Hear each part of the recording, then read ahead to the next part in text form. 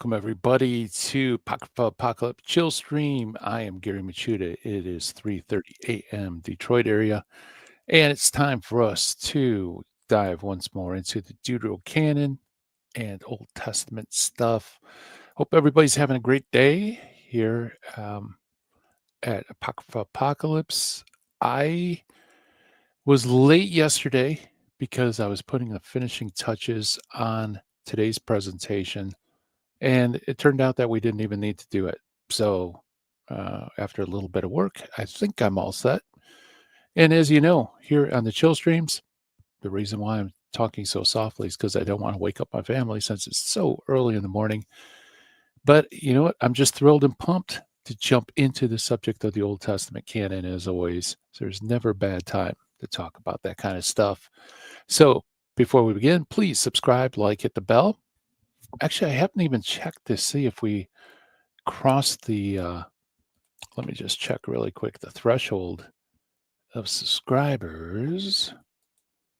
We are really close to crossing the 13.1K. We're 5 subscribers short. We're at 13,095. So if you haven't subscribed, please do. Tell your friends. Let's get up to 13.1. Woohoo! I know. And hey, you gotta celebrate about something, right? And thanks be to God, it's the channel's still growing. It's amazing. When I started, I thought, boy, if I get 100 subs, that would be amazing. No, there's actually 100 people out there that are interested in the Old Testament canon. Then I crossed 1,000. It was like, okay, well, this is definitely going to top out. And it just keeps going and going. And we're just rocking and rolling, having a lot of fun. Now we have an extended community. Now we got all of you guys in the house. And I think let's keep it going because this information's not out there, and there is so much sleight of hand and deception that goes on with the Deuterocanon. So let's get the word out. So tell your friends about it, and share, like, hit the bell, do all that stuff, and let's grow the channel, shall we? Anyway.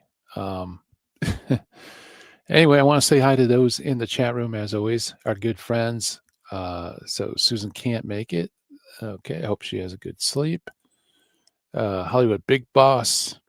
Is that you, John Wayne? Yeah, I think that's a reference to the thumbnail, if I remember.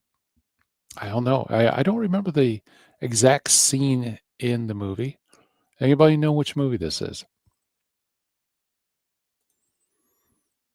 I'm not going to tell you. You got to work on it. But you guys are so up on everything in the chat room. You'll get it.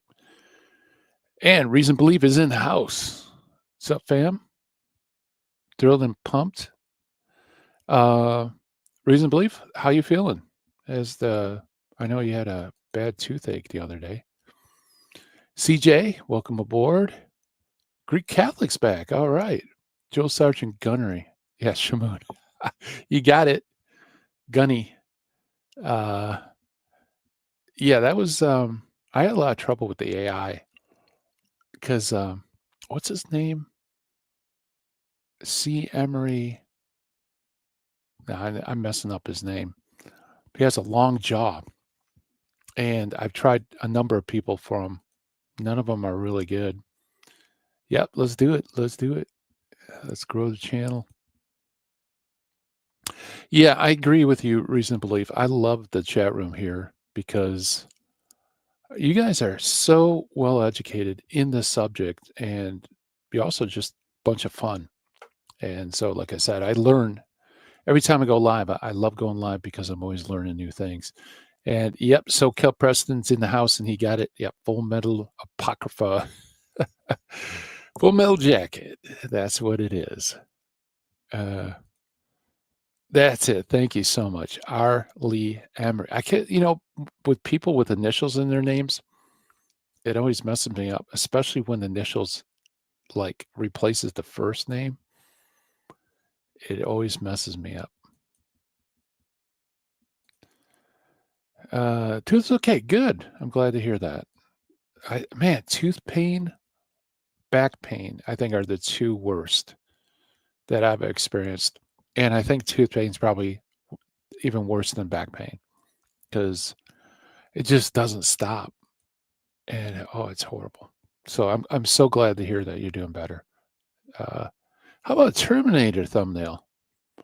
Well, I've done one. You haven't seen my Terminator? There, I actually have several of them. They turned out pretty good. Let's see if I can find it real quick.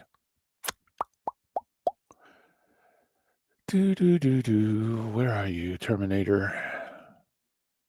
Come on. I have so many of them now. Here we go. Got this one with William. Oh, no, hold on a second. I got to take this down. There we go. I got that. And let's see, what else? Boy, streaming just doesn't help if you need to go through pictures really quick. Now I got to scroll down and find the other one. That one turned out good. I look a lot younger. I guess AI likes me as Arnold Schwarzenegger. Here's another one. That's probably one of my favorites. That worked really nice. So yeah, I've done those. Remove. There we go. So yeah, I've done the Terminator thumbnails. Been there, done that. Maybe make a few more. Hello, Gary and others. Yes, Ligori Militant. Good morning. It's the Gary Michuta show. As long as you don't sing it in the chat, I'm okay. Yeah, Naked Gun. Yeah. I could probably do some more. I want to do Airplane as well. I think that would be a lot of fun. Also, I have a couple of young Frankensteins. Then it occurred to me, October's right around the corner. I should save that for Halloween season. Yeah, it really did turn out nice. So,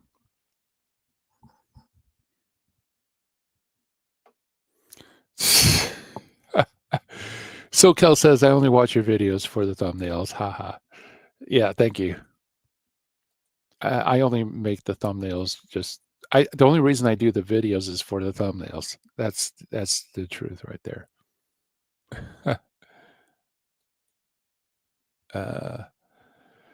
Yeah. So anyway, as you guys know, because a lot of you are members, one of my favorite times of the week is Sundays afternoon after church.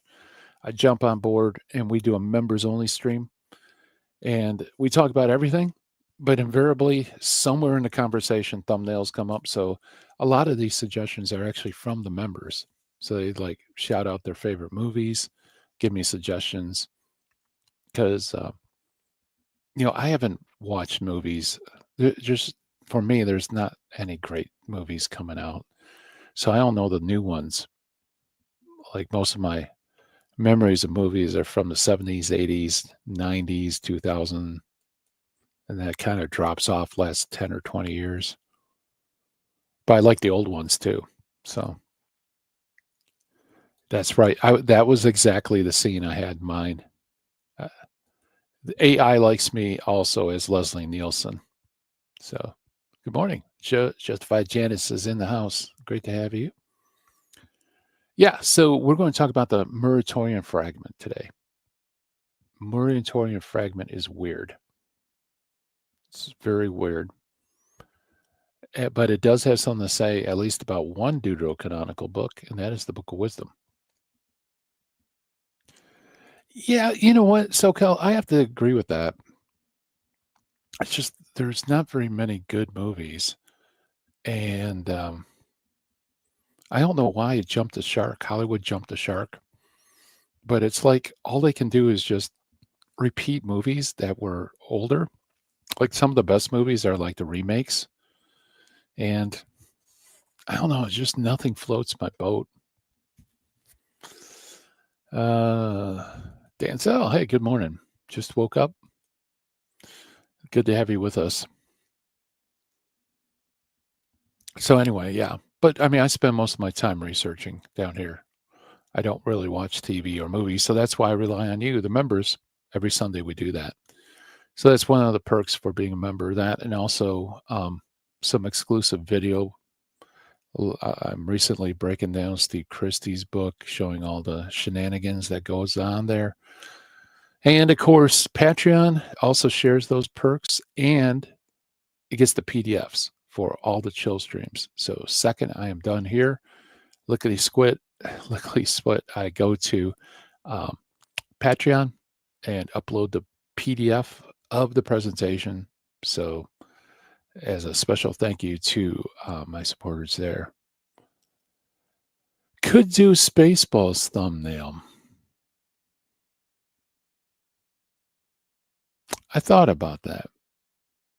I wanted to do Lord Helmet, but the problem is, like, I don't know if you get it if the face mask is up. I might do Spaceballs. I'd have to think of like what scene particularly would be funny. And see, the thing about thumbnails is you got to come up with a thumbnail of a scene that's memorable, so people see it and they say Full Metal Jacket, right? You can't just do some off scene.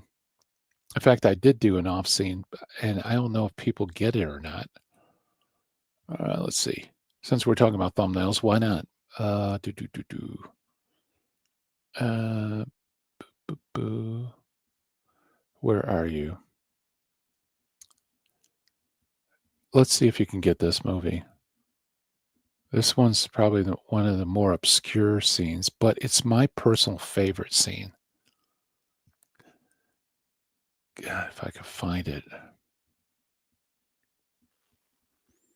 So many thumbnails. Here it is. This is probably the most obscure one. Anybody know what movie that is? Come to Desert. That's a funny scene. I agree with you guys, but I don't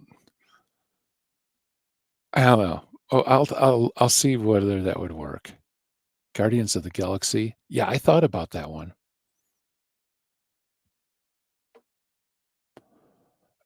Oh, you like Guardians of the Galaxy? You know, I did too. It's just the language. It's like, why you don't need language? Yep, and that's exactly what I was thinking about.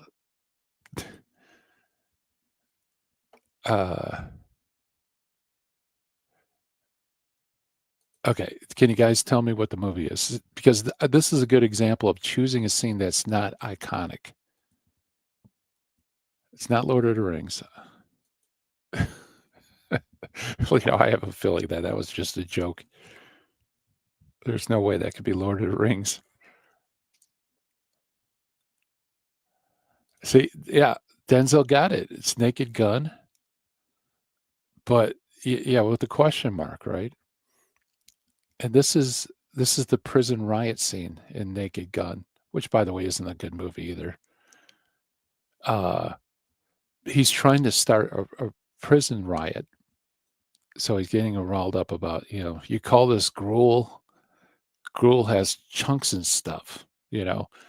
I mean, it's really funny. And then this particular scene just knocked me off my seat laughing. It's like surreal. He stands up and he says, "This Chateau Lafitte is should be slightly chilled and it's room temperature," and that starts the riot. So I thought this is my favorite scene, but the problem is it's not iconic, right? It took you a while to figure it out. Um, even though that is one of my favorite scenes in the movie. So there is a method to this thumbnail mania that we're engaged in. I knew he was in prison. Not the movie. Yeah. Yeah. So um, the new Naked Gun was unamusing. I respect Leslie Nielsen's acting. It's not a good fit for replacing Leslie Nielsen. Yeah. Well, you know, for you guys that like old time movies and shows and stuff, Leslie Nielsen was always a heavy. He always played the bad guy, either a cop or a gangster, or definitely not a comedic role. So when I forgot who the brothers were that started the Airplane series, when they tapped him for a comedic role, it was hilarious because everybody's so used to Leslie Nielsen being the heavy, and for him to just say these absurd things was hysterical. And I think that's why they chose Liam Nielsen or Neeson, is because he's usually playing the heavy. But I don't know. Leslie Nielsen, I think he had all this pent up comedic like ability that was suppressed over the years. That once he got into the Naked Gun role, he just he ran with it. Oh, you did know the scene. Well, good, Greek Catholic. I'm at least I know I'm not crazy. And by the way, you know, it also kind of riffs off some thoughts that were going around that prisoners are too pampered. And so that also riffs off that about the Chateau Lafitte starting a riot. Not the Lord of the Rings. Oh, okay, gotcha, Lena. I thought you were just joking that this is from Lord of the Rings. I have Lord of the Rings. It's very difficult. I don't know. AI has tons of problems with Lords of the Rings. By the way, guys, I'm just tap dancing here, just waiting for everybody to come on board before we get into the meat and potatoes, because you know here at the Pocket of Apocalypse, that's what we're about. We're about meat and potatoes. None of this fluff. So here you go. Here's a good friend, Reason Belief, and William Albrecht. Yeah, Sam and Frodo. And I have a few more. So I have done Lord of the Rings. See, we got all the members here. So they think this is like a Sunday chill stream where I'm just hanging out and doing thumbnail suggestions. He's a serious actor, but put him in a comedy role and ask him not to be funny and be fun. Yeah, he was born for that part. It was really good. Dan Aykroyd kind of has that too, that ability. Like he really is more of a straight actor, but he can be funny being straight. Could you do the 1960s Superman? Wow. Okay.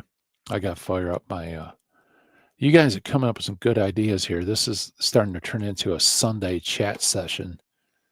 And it's not Sunday, guys. But let's see if I can bring my suggestion sheet up, because that was a very good suggestion. I never thought about that. Thumbnail ideas. There we go. So let me type this in really quick. You guys can chat among yourselves. 1960s. You mean with Reeves as Superman? Okay. See, I try not to do thumbnails that aggrandize myself. I prefer to do it ones that make fun of me. So I'll have to think of who I could put as Superman. Maybe David Zavaris. There we go. AI likes to put him in a row. Shawshank Redemption. I have done that. I could probably do some more. I haven't used them in a while. Let's see if I can find it. Boy, I hate how bright these screens are. Where are you, Shawshank?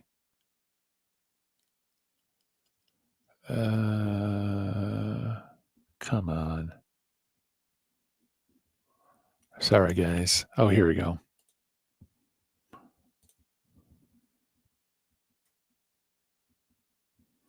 There's Andy and his best friend sitting in the courtyard. That's me, by the way. That one came out pretty good. William and I. So, laugh out of Sam Shamoon on the thumbnail. Yes, I had to do that, guys. I had to put Sam on there. But I tried a number of people. Sam actually was the only one that would fit the jawline. And even then, it's not the best one. I want a Joker, want to be the Joker thumbnail. I actually tried that Reason Belief with other faces. The problem is with the makeup. AI can't distinguish the makeup from the face. And I tried a number of Joker ones, and none of them came out. Clark Kent. Okay. Yeah, we'll do that. David S. as Jimmy Olsen. I don't want to do that to my friend Dave. Dr. David, Jimmy Olsen. Yeah. Yeah, I know. I was bummed too. There are some that it messes up. It gets really weird. It can't distinguish between facial features and makeup. So some things work, some things don't. It's funny, some faces work perfect. Like I think one of the best ones is the Terminator one with me, and also the Welcome Back Kotter one. All the faces it's perfect. Or Ghostbusters. I think that was probably the best AI I ever did. But then there's other ones like the current thumbnail, where because Lee Emery has a long jawline, it tries to stretch the face and it distorts it. And I tried a number of faces, but Sam had to be the drill sergeant. He just had to be. And I ended up being the other guy that I can't remember the name. That's probably why Full Metal Jacket is knowable, but it's not a classic, because who can remember the name of the lead? Everybody remembers Pyle because that's so disturbing. But outside of that, you don't remember the actual lead that's telling the story. At least I don't. I barely have recollections. All I can remember was it was like two movies stitched together. It's like the first half is entirely different than the second half.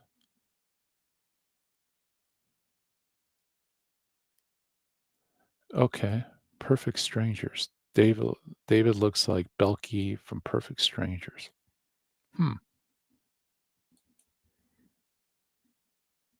I don't know Perfect Strangers, so I'm not sure. I'll have to look it up. The lead actor lived in my town, Imperial Beach. Oh, wow. Gee, surprise, surprise. A movie star lives in paradise. Don't live in Detroit, I could tell you that. We don't get a lot of Hollywood types unless it's like a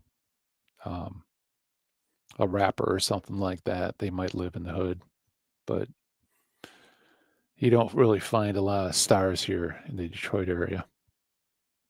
Southern Cal, you probably couldn't throw a stone without hitting a movie star. I think his dad was in the Navy. Oh, well, that's cool. Okay, guys. I think we're ready to get rolling with the real fun stuff, which is Deuterocanonical material. So why don't we jump into this? Because today is going to be a big day, and here we go. The Muratorian Fragment, which is a real odd piece of evidence for the Deuterocanon. And I'm going to show you why. But first, we need some background info. What exactly is the Muratorian Fragment? Go to Jurgen's Faith of the Early Fathers, just because it's convenient and sort of recent. The Muratorian Fragment takes its name from the discoverer, L.A. Muratori. who published it in 1740.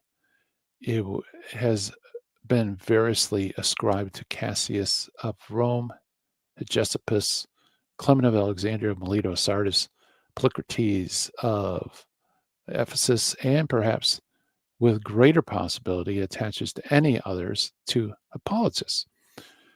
The safer course, however, is to call it precisely what it is, an anonymous fragment of date later than the Shepherd of Hermas, most probably before the year 200 AD.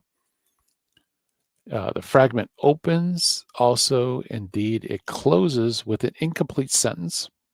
And I'm not going to read the Latin because it's too early to read Latin.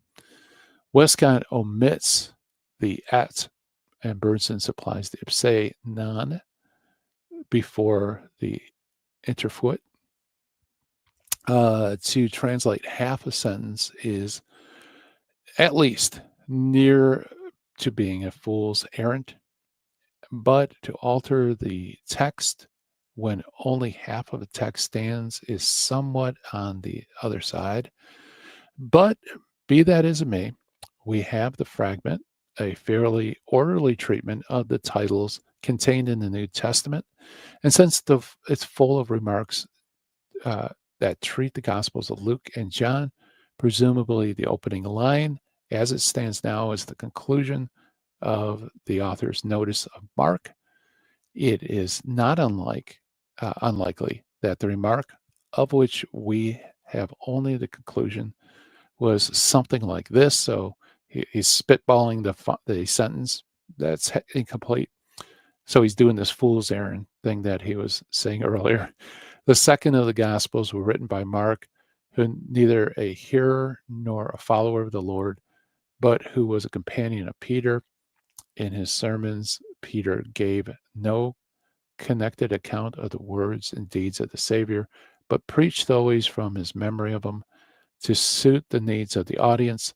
So though Mark was not present with the Lord, Peter preached of him in his sermons, at which, however, he was present, and so he wrote. So I'm not going to read the entire fragment. It's actually a very big fragment. But like he says, it starts off in the middle of a sentence with the Gospel of Luke.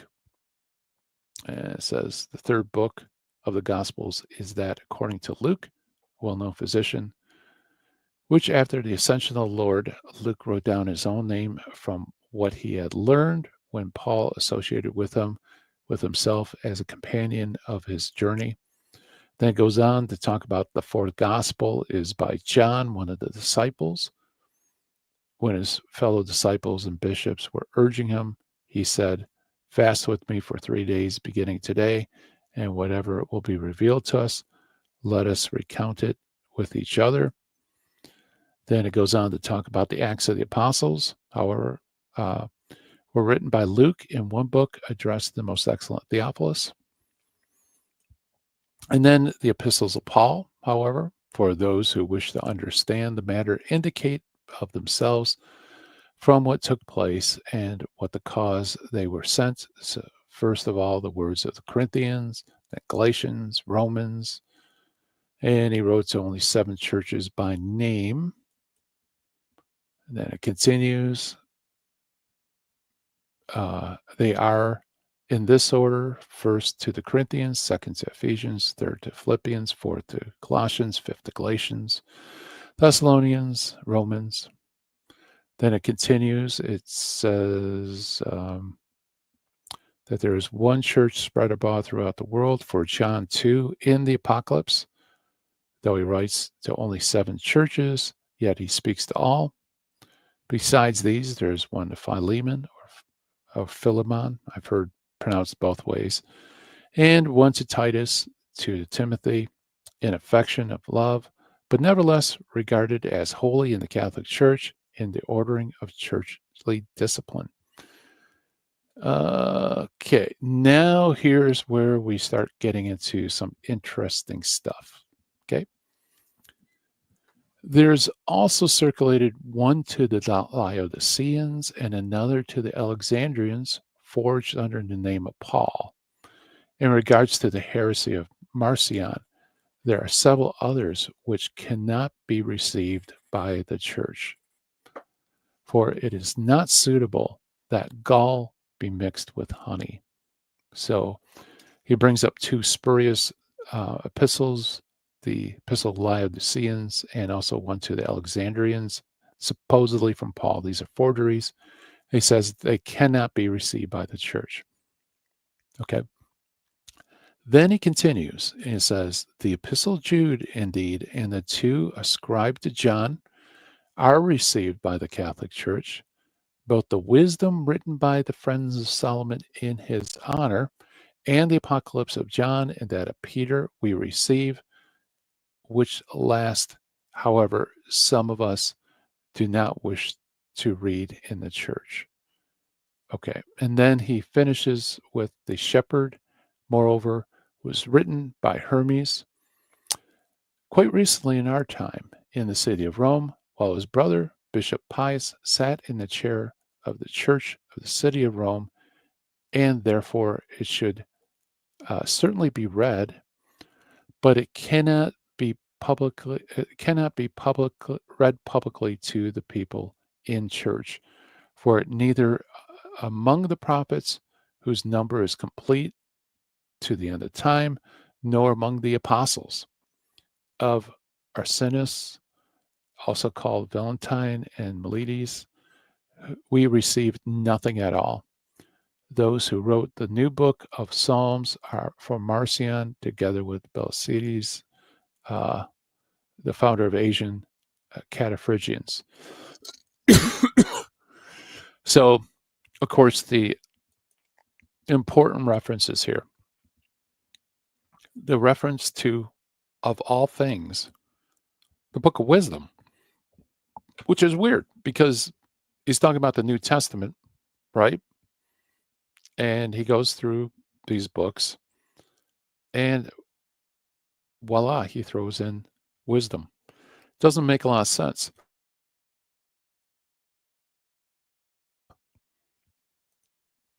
So let's dive into this a little bit. Now, there's a text that was Jurgen's translation of the Muratorian Fragment. This is Metzger's text. This is quoted in Lee Martin MacDonald's book, the Canon. Its origin, biblical canon book. And this is the passage that we're going to be looking at.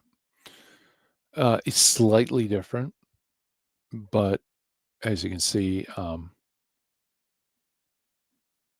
it's, I think, a lot closer to what the Greek actually says. Hey, random Catholics in the house. Oh, great. Okay, now the tomfoolery is going to begin. Just joking. Now, before we dive into the text, though, actually, there's a huge issue for the Muratorian Fragment, and that is dating. Dating is all over the map. We aren't really sure when to place this. Jurgen says most of them place the early date, which is after the Shepherd of Hermas and before the end of the second Christian century. But there's also a later date. So I think Lee Martin MacDonald's biblical canon gives us a nice breakdown of the reasons for the dating. And this makes a lot of difference, right? Because it's like, what value does the Muratorian Fragment have for the development of the canon?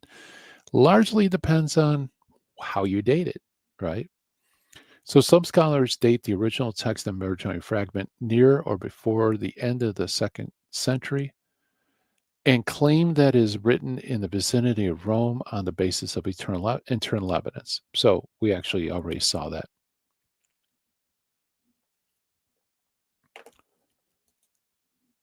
Oh, that's cool.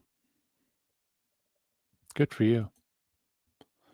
Okay, so Shepherd of Hermas was rejected because Hermas wrote the Shepherd very recently in our times, and Hermas lived around 100, 145, and it was not considered to be part of the apostolic era, since the author of the Muratorian Fragment evidently separated apostolic times from all other times. The statement that the brother of Hermas, Pius, was currently the Bishop of Rome suggests that our times, quote unquote, is a reference to the second century and no later than 200. In lines 38 through 76, the Muratorian fragment mentions Urbis and Urbis Roma, the city and city of Rome, which demonstrates a Roman origin. The absence of James and Hebrews from the list suggests that the document originated in the West, since Hebrews and James were excluded from the canons in the East. The presence of the book of Revelation in the list suggests that the document originated in the West, since Revelation was not held in high esteem in the Eastern churches. Von Camphausen claims that a Western origin of the fragment because it lists the Apocalypse of John and Apocalypse of Peter as acceptable books. The Eastern churches, he contends, routinely rejected these apocalypses. So there's the reasons for internal evidence. Now let's look for later date.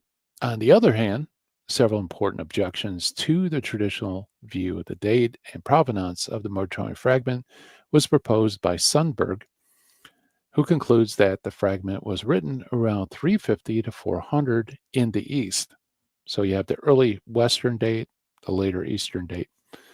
And for this reasons. First, permission was granted to read the Shepherd of Hermas in the Muratorian fragment, even though it was considered outside the canon. In the time of Irenaeus and Tertullian, the Shepherd of Hermas was considered an authoritative book and not outside book. Only later and in the West was the Shepherd of Hermas excluded. To the Apocalypse of John, Apocalypse of Peter are equivocal positions, which Sundberg argues is more characteristic of East and Western Church in the 3rd and 4th century. The closest parallel to the list is one produced by Eusebius in the East, and there are no similar lists in the 2nd century anywhere. Sundberg contends that even if the Muratorian fragment were written in the 2nd century, it has no parallels until the 4th century and could not have played a significant role in the development of the Christian canon of scriptures that is ascribed to it.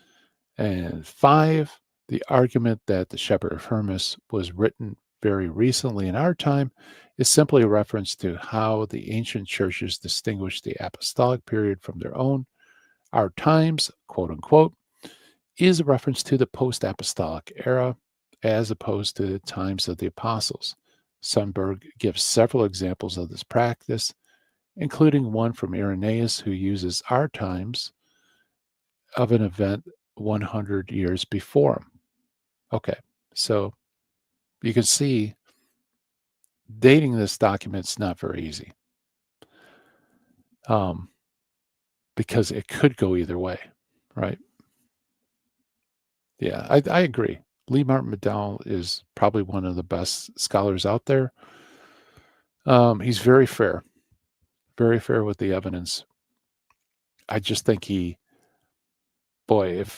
he's just missing the key, if he just looked at it from our perspective, I think he'd be able to make a much more coherent case. But I really respect him. He's a great scholar. Alongside Metzger and Bruce, yeah, they're both very good. I agree. Bruce's book on the canon's not bad. And Metzger's introduction to the Apocrypha is okay. Now he addresses again in a later book dating. And let me just peek at the next slide. Okay. So, I'll read this. I thought he had some interesting thoughts here. So I'll just read this to you guys. The literature on the subject is almost insurmountable, and what follows is highly selective in the most recent discussions of this ancient text. Now, stop right there. That first line is absolutely true, which is why I was a little bit reticent even giving a summary of all the evidence, because there's been so much written on this fragment, and the variety of opinions as far as dates and provenance is almost too hard to handle. I mean, there's just so much on it. Those who date it later namely the late 3rd century, middle of the late 4th century.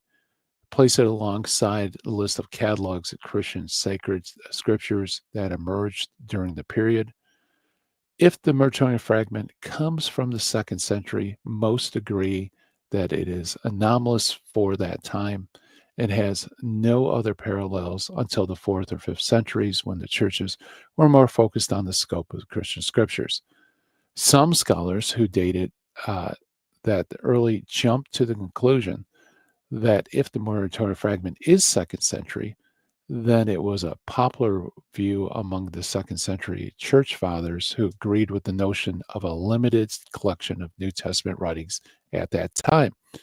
That, of course, is a jump in logic and beyond the evidence that has survived in that transitional period. It goes without saying that someone had to be the first to decide which New Testament books were recognized Christian scriptures, but the author of the Muratorian fragment is that 2nd century someone, that he or she is clearly ahead of the majority of the church fathers at the time and not at all representative of the 2nd century thinking. So, of course, MacDonald is, you could tell he's leaning towards the later dating for obvious reasons. So it's kind of a conundrum. It's like this fragment doesn't neatly fit anywhere. It claims to be early, but it seems to be very reflective of later thought, not earlier thought. So it's anomalous. It doesn't fit neatly into either of the categories. So why am I doing this now in the chill streams? Well, I'm just choosing the earlier date, just for choosing the earlier date. Because quite frankly, at least if the fragment is from the 2nd Christian century, then we're putting it here at the later end of the 2nd Christian century, fits the chill stream order. But I wouldn't know where to put it in the 4th or 5th century. So it's like, this is as good a place as any. Now, Osterley, W.O.E. Osterley, in his introduction to the books of the Apocrypha, says something very interesting. He said, now remember when it says wisdom, it says, which is written by his friends. So here's what Osterley has to say. The title occurring in the writings of the fathers are of interest only in that the earliest of them, Clement of Alexandria, Tertullian, Origen, and Cyprian, ascribe it to Solomon, while Jerome and Augustine clearly did not believe Solomonic authorship. Actually, I don't agree with them. And by the way, Osterley, I found, isn't that great of a scholar. He does occasionally have some good insights, but I don't agree with a lot of stuff he writes. Because when they ascribe it to Solomon, this could be just simply an ascription to a category of books. So, like you would say, the Psalms are from David, but David didn't write all the Psalms. Or Solomon wrote Proverbs, but Proverbs may not have been written all by Solomon, right? So his assertion that they believed in Solomonic authorship, I think I think he's maybe jumping the gun, making a too firm of assertion there. It says, interesting is the reference to the book in the Muratorian fragment. Wisdom is written by the friends of Solomon in his honor. And he gives the Latin. Zahn, following Tregellus, I guess you pronounce his name, explains ab amicis as a misunderstanding of hupophilonos in the Greek, which having been read as hupophilomon. In this case, Philo would have been regarded as the author. Others, both in the early and later days, held the same view. But on this, see section 3, the book was certainly regarded in early church as one of the most important, and probably the most important of all the books that comprise the Apocrypha. So, wow, that's that closing statement. That was pretty hard hitting, right? that the Book of Wisdom was regarded in the early church as one of the most important of those books, which I think I probably agree. I don't know. It's very close.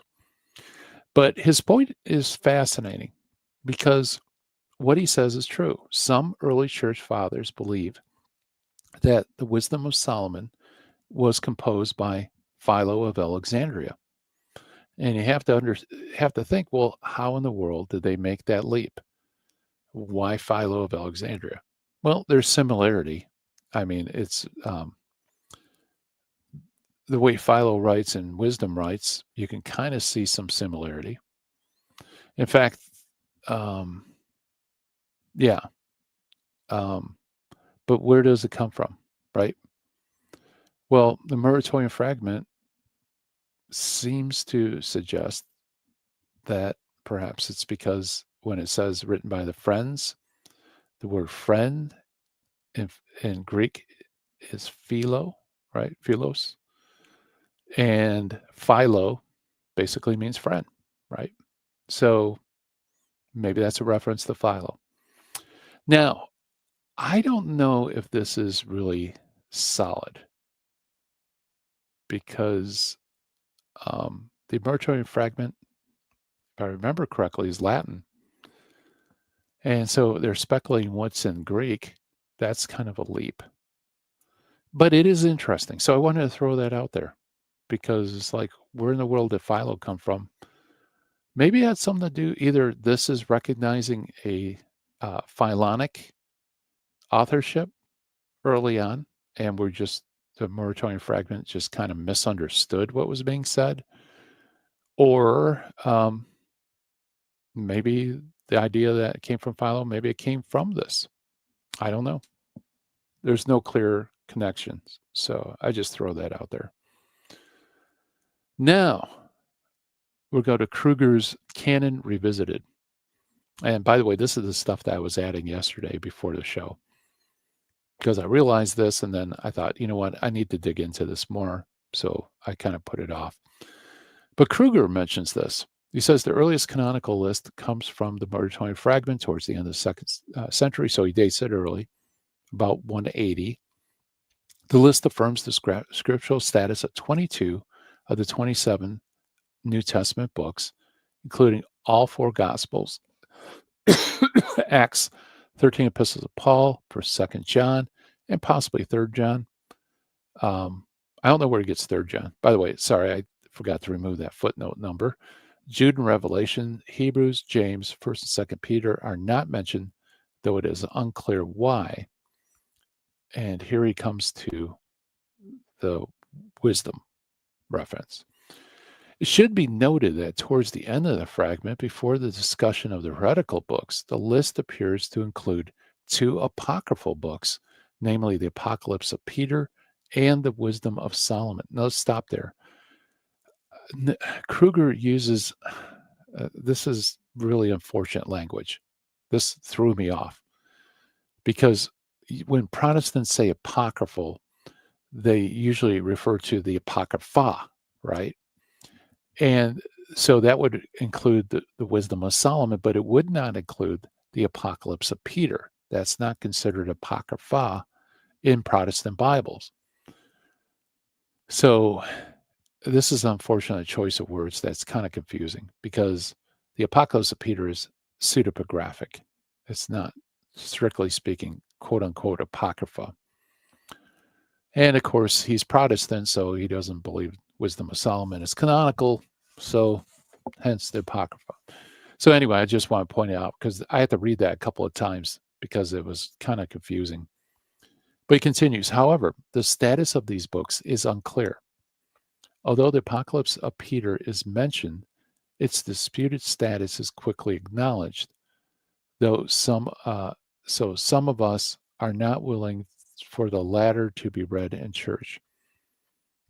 And that's, by the way, that's something that I should have called attention to when we're going through the text in question. Notice how reading in the church is fundamental to the authority of the scripture, right? What's being read as scripture shows reception within the Catholic Church as the fragment puts it, for this book being authoritative.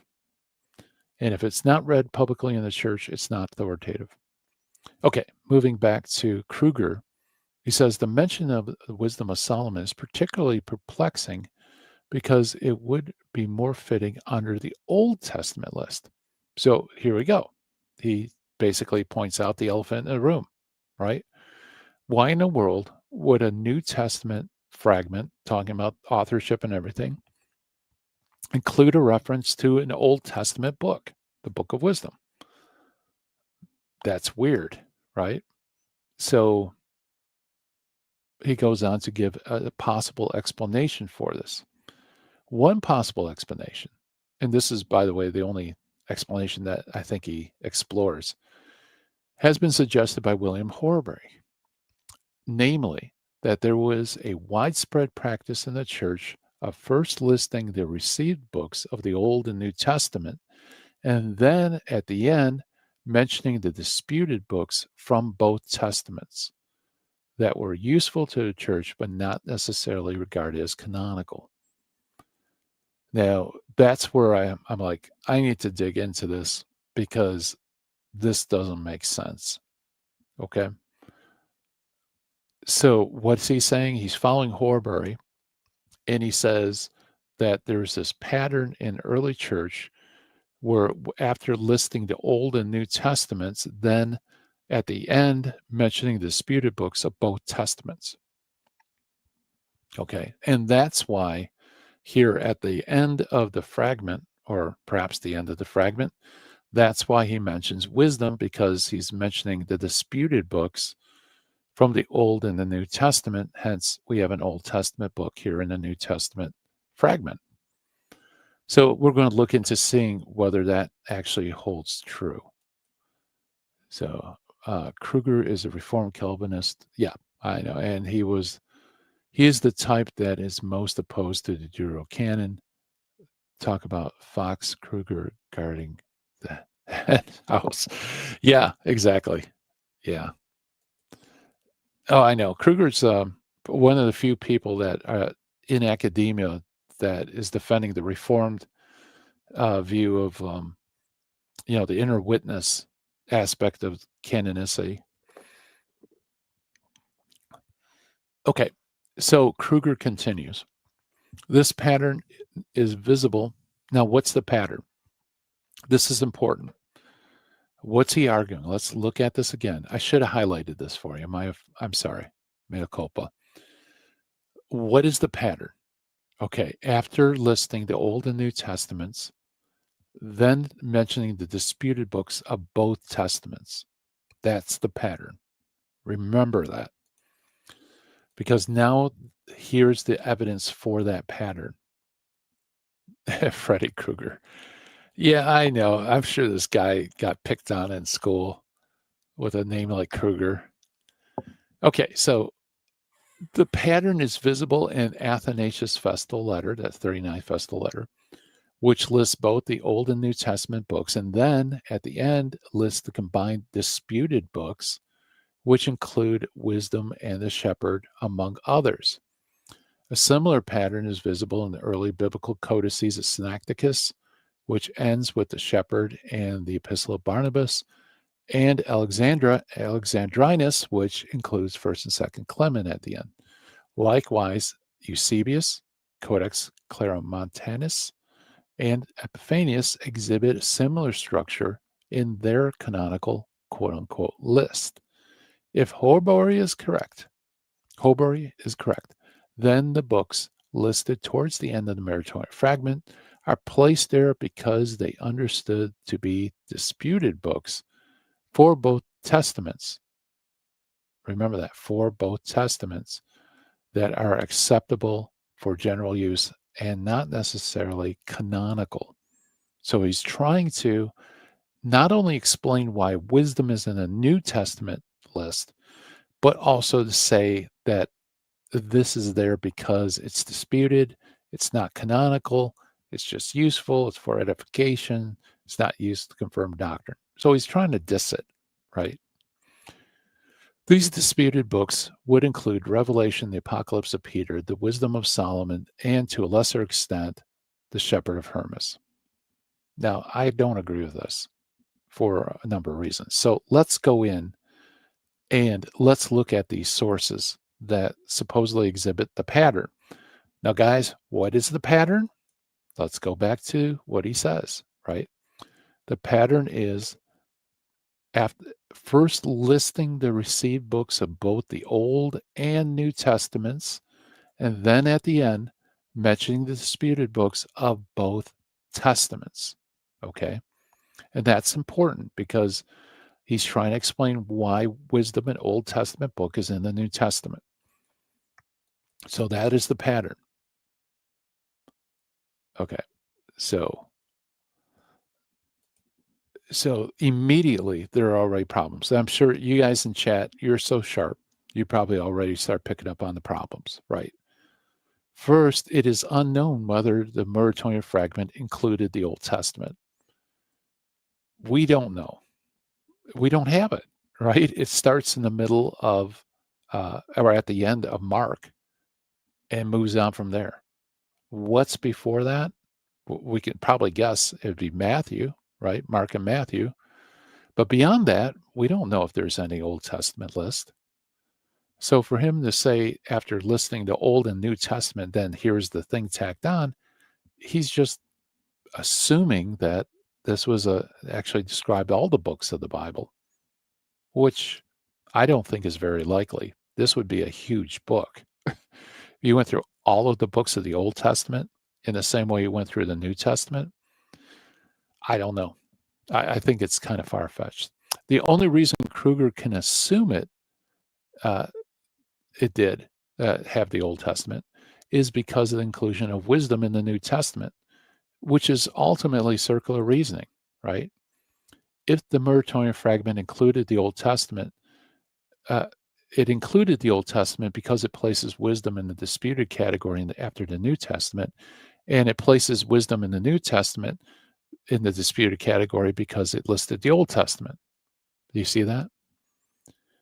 It's purely circular reasoning. He assumes this pattern, he sees wisdom, and assumes that it must have included something on the Old Testament. And then, why does it include wisdom? Well, because it did the Old and New Testament. It's circular. And Kruger, I think one of the problems with Kruger is he does a lot of circular reasoning. Athanasius, if those that are read are because of disputes. Okay, so let's talk about Athanasius. I didn't really break down the slides for you. We'll get into Athanasius when we get up to him. But basically, he has those that are canonized, which include the proto-canon minus Esther plus Baruch and the Epistle. Then there's a second category of the books that are read. They are not canonical or apocryphal, and these include the Deuterocanon minus Baruch plus Esther, and also the Didache and the Shepherd. Okay, and then he has the apocryphal category. So this middle thing, he assumes that these are disputed books, and according to my reading, I guess you could say it's disputed, but I don't think that's what's going on with Athanasius. But if this middle category, those that are read, are there because of disputes, the problem is it contains more books than just wisdom and the shepherd. In fact, Kruger himself says, among other books, right? So where are these disputed books that we find in other lists? So in other words, why is it that the Muratorian fragment, if this is a list of disputed books, why is only wisdom there? What about Sirach? What about all the other books like Esther and Judith and Tobit that Athanasius mentions? Why is it only wisdom? Is it because there's no disputes over them? See, I think it just doesn't fit, right? There's something weird about his solution. I think wisdom is almost a perfect introduction to the New Testament. I totally agree. Totally agree. It's beautiful. It's beautiful how it like connects with the New Testament. Now, what about his other similar patterns? He says, quote, a similar pattern is visible in the early biblical codices like Synecticus, which ends with Shepherd and Epistle of Barnabas, and Alexandrinus, which includes 1st and 2nd Clement at the end. Well, the problem here is that these codices do not fit Horbury's pattern, right? Because what's the pattern? They list only New Testament books, not the combined disputed books of the Old and New Testament. Remember, that's the whole point. He's trying to explain how it is that we have an Old Testament book of wisdom at the end or near the end of a New Testament list. So if he appeals to the codices, they don't do what he says it does. These are just books that would be in the New Testament, like 1st and 2nd Clement or Epistle of Barnabas or Shepherd. You see that? It doesn't fit the pattern at all. Neither does Athanasius of Alexandria. Then he says, likewise, Eusebius, Codex Claromontis, and Epiphanius exhibit similar structure. Okay, so let's look at those. Eusebius. We're going to look at that. So this is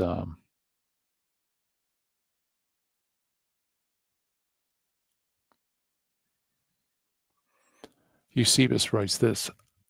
Since the beginning of his work, we promise to give, when needful, the words of the ancient presbyters and the writers of the church, in which they have declared the traditions that have come down to us concerning the canonical books. Since Irenaeus is one of them, we will give his words and first what he says about the sacred gospels. Now, why am I bringing this up? I bring this up because Eusebius, he gives the reference in footnote 184 of his book, is Eusebius's Church History 588. 588 is where he quotes from Irenaeus of Lyon, and he's highlighting what books Irenaeus appears to have accepted as authoritative. So this is really not a canonical list per se.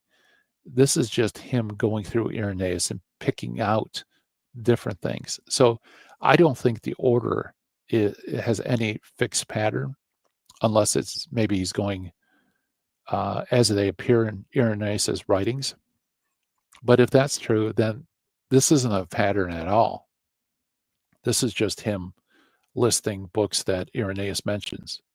There's no rhyme or reason to it. So it's not clear how Eusebius came up with the order of books mentioned by Irenaeus of Lyon. The order may be unintentional, so this may not be a pattern at all. Eusebius does not list disputed books, but the ones that Irenaeus seems to have accepted, and that's another problem. Remember, he says the pattern is you have Old New Testament list, then after the New Testament, then you have the disputed books of the Old and New Testament, and that's why wisdom is included in the Muratorian fragment. But Eusebius isn't talking about disputed books. He's just talking about the ones that Irenaeus accepted. Yeah, useless words always pay. Yeah, exactly. Yeah, it just doesn't hold.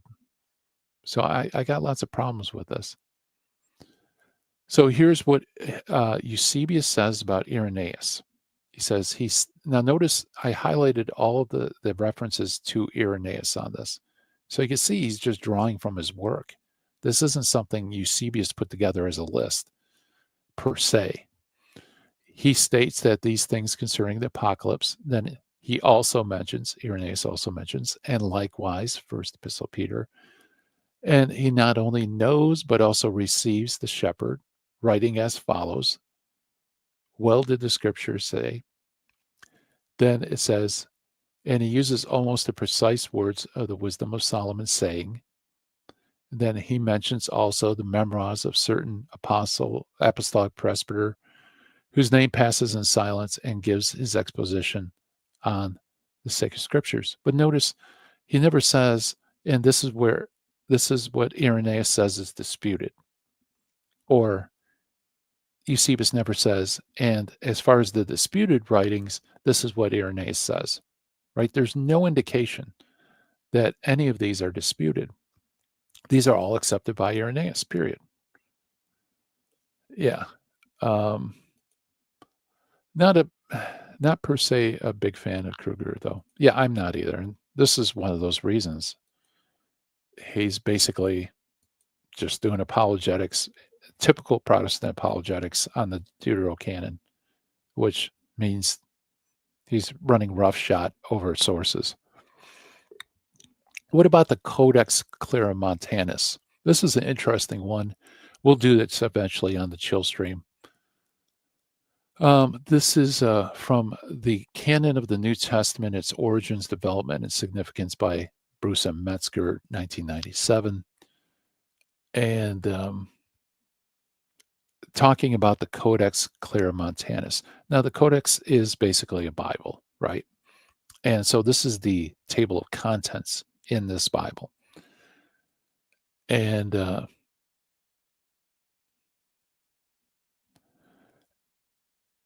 let's read Metzger first. It says, this list presents several peculiarities. The order of the Gospels is Matthew, John, Mark, and Luke. These followed by the Epistle of Paul in an unusual sequence: Romans, 1st and 2nd Corinthians, Galatians, Ephesians, 1st, 2nd Timothy, Titus, Colossians, and Philemon. The absence of Philippians, 1st and 2nd Thessalonians, and Hebrews is probably to be accounted for by an error in the scribe or translator, whose eye may have jumped from Ephesians to Hebrews. So you can see they look kind of similar in Greek. That the scribe was not very attentive is shown by his continuing the list with 2 epistles to Peter, following by James, 1st, 2nd, 3rd John, and Jude. The list closes with the Epistle of Barnabas, Revelation of John, the Acts of the Apostles, the Shepherd, the Acts of Paul, and the Apocalypse of Peter. Okay. Now, that's the summary of the Codex. And I put this here because the pictures of the codices, you'll see it. They're very hard to read. And so it's just easier to see a summary by Metzger. I don't think anybody would doubt Metzger's accuracy in this regards. But notice that the end of the list I highlighted, the list closes with the Epistle of Barnabas, Revelation of John, Acts of the Apostles, Shepherd, Acts of Paul, and the Apocalypse of Peter. This is supposedly representing the pattern. What was the pattern, guys? Remember that? I told you to put in your back pocket. After listing the Old and New Testaments, at the end of the New Testament, they listed disputed books of the Old and New Testament. I want to see in the chat room, guys, are any of those last books from the Old Testament? Epistle of Barnabas, Revelation of John, Acts of the Apostles, the Shepherd, the Acts of Paul, and the Apocalypse of Peter. Do you see any Old Testament books there? No. These are all New Testament books. So how is this exhibiting a pattern of disputed books of the Old and New Testament after the New Testament, like supposedly Athanasius does?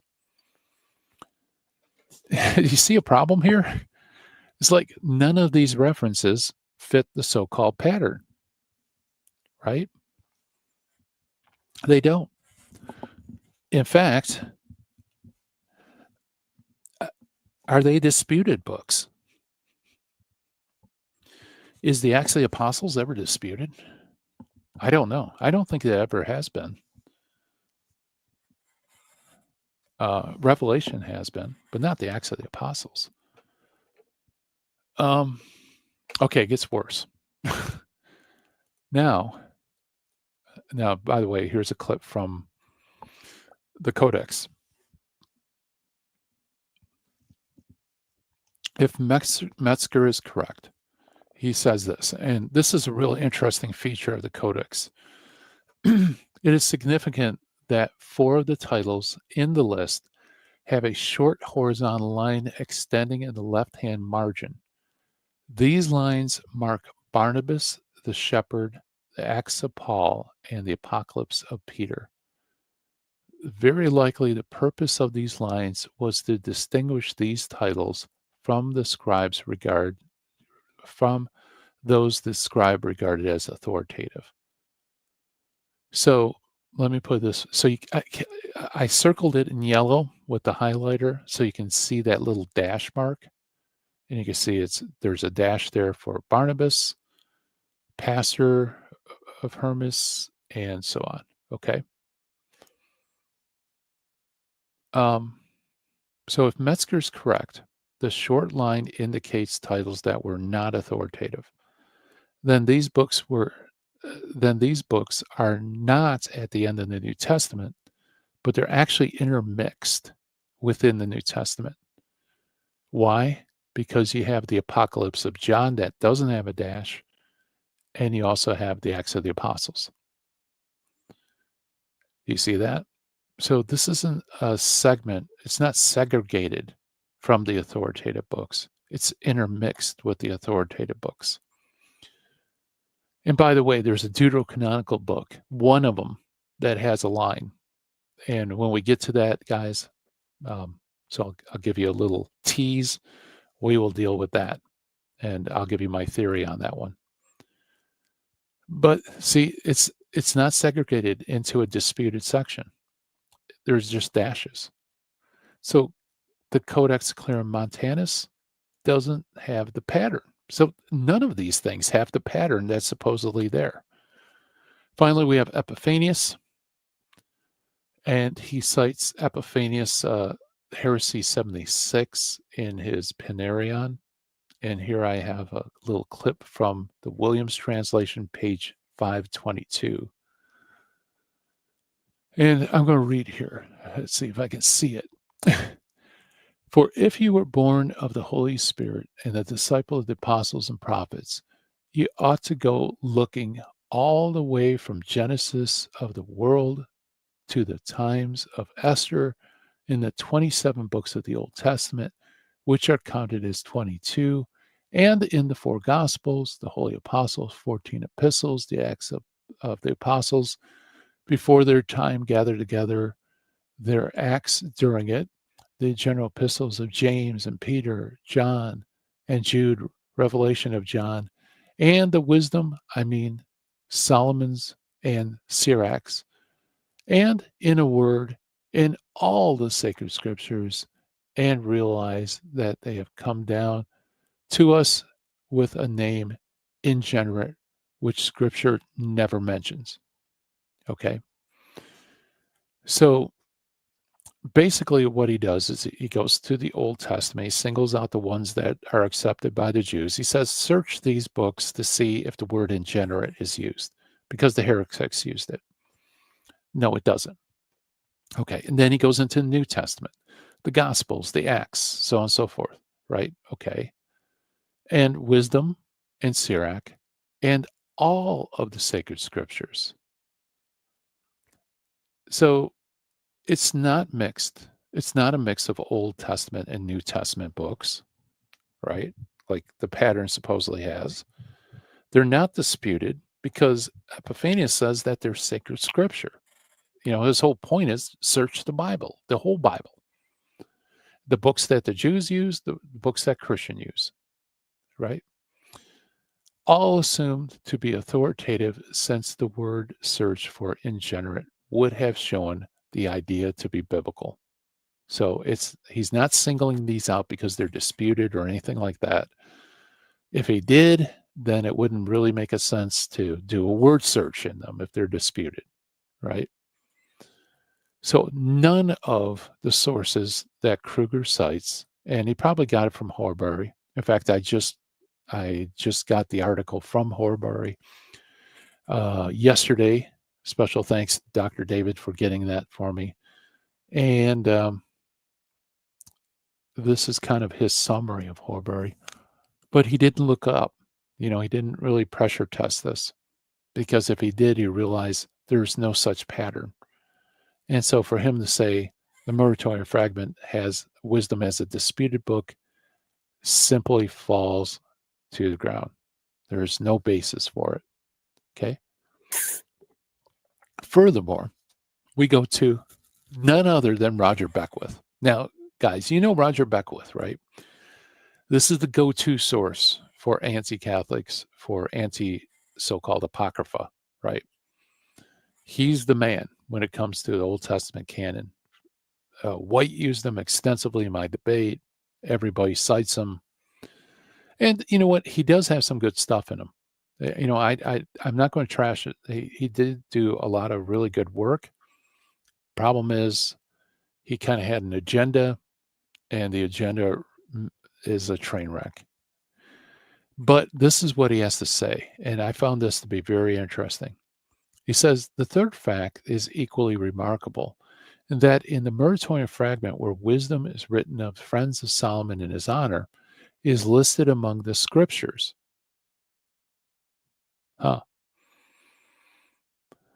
It is among the New Testament scriptures and not the Old Testament that is listed.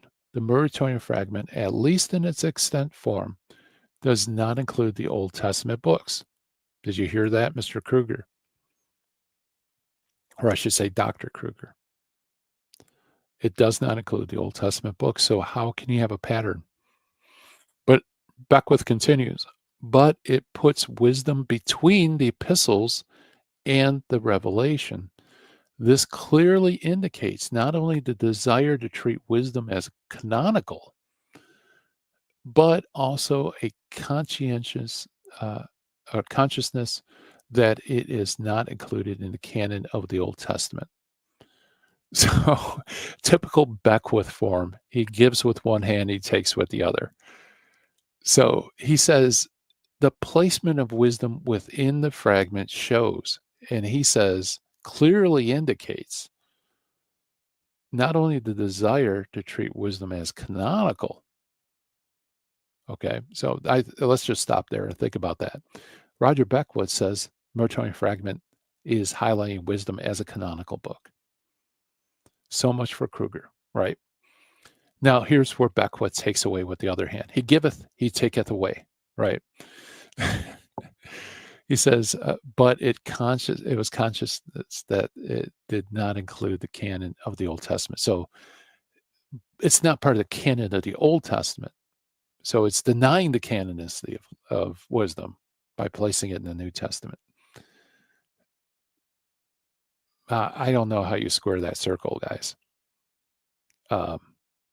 Because it's canonical, but it's not canonical. And that's the whole point of the fragment.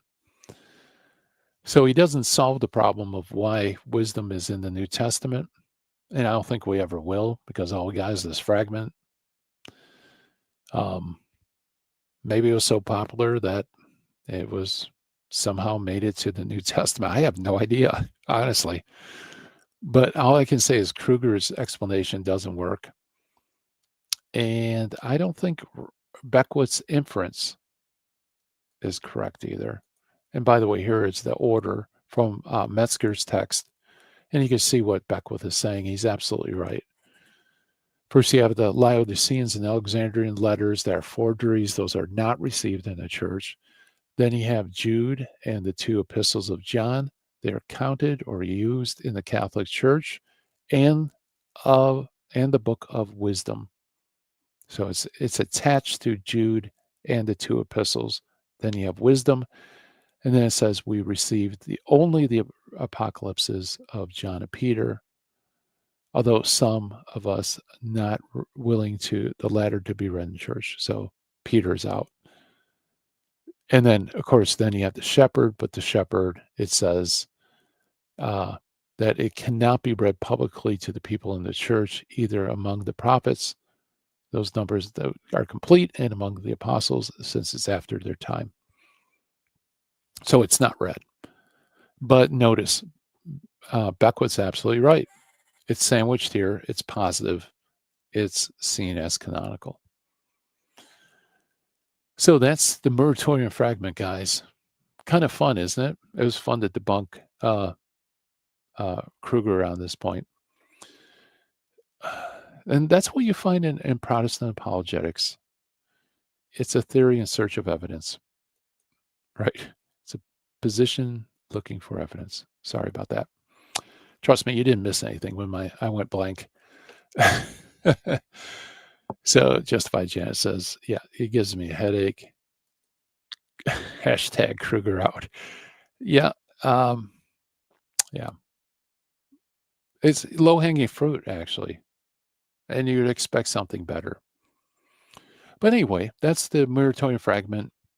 I don't know what to do with this, guys. I don't know how to date it. It could be second century, it could be fourth century. They both arguments, I think, are decent. I think since it's not definitive, I think we have to go with the internal evidence. I'd probably put it in the second century. What does it show us? I don't know, honestly. In terms of the Deuterocanon, it says wisdom is canonical, but it lists as the New Testament book. Don't know why. Probably won't know.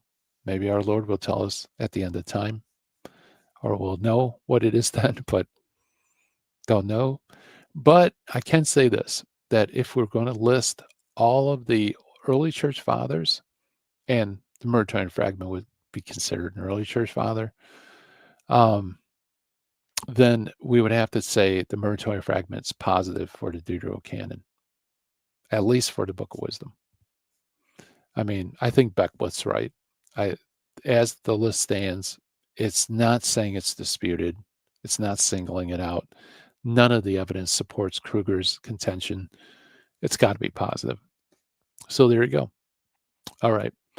Let's see, guys. There's one task remaining for us this morning as we near 5 a.m. here Detroit time, and that is the secret word.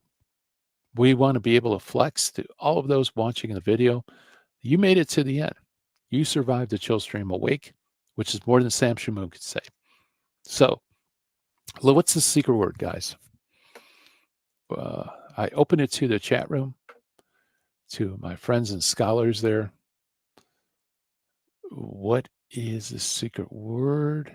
And sometimes the thumb will give us a little help here. Any ideas? SoCal says, and SoCal Preston. That's, man, we got SoCal in the chat room. That shows you the level of scholarship in the chat room. It's amazing.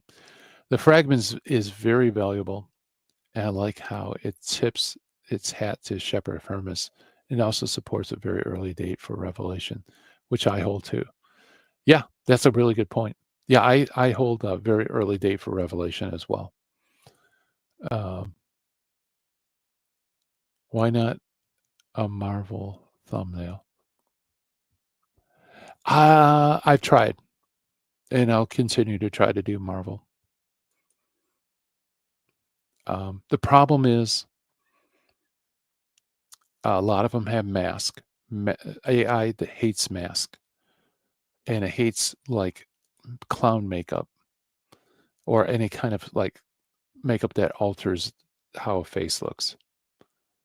Captain America, it probably won't like the mask, but I could try.